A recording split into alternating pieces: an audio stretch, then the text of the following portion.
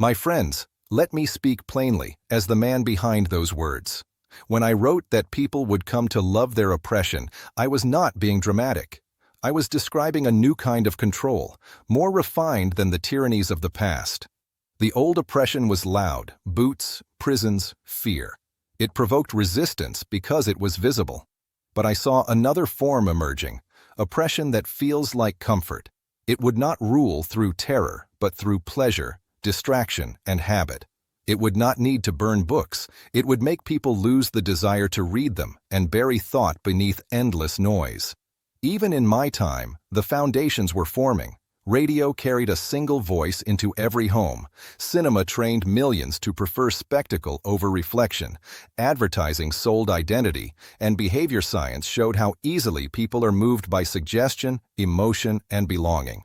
So I warned, the future would not require chains, only that people be trained to enjoy what diminishes them. Now I look at your world, and I admit, you have surpassed my fears. You carry devices more powerful than the broadcasters of my age. They do not merely entertain you, they study you, map your impulses, and shape what you see so subtly that you mistake manipulation for choice. You are not only distracted, you are conditioned. What is being undone is not intelligence. You have endless information.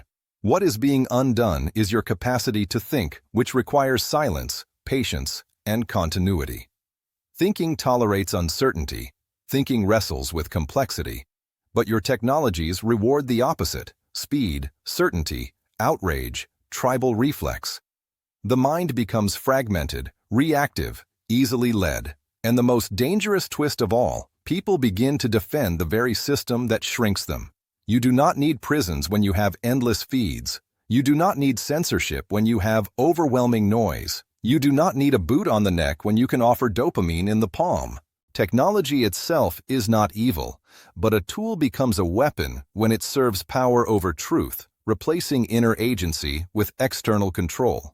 So the question is not whether you will use technology. The question is whether you will allow it to use you. Because when a civilization trades attention for amusement, conscience for convenience, and thought for reflex, then yes, people will come to love their oppression, and they will smile while it happens.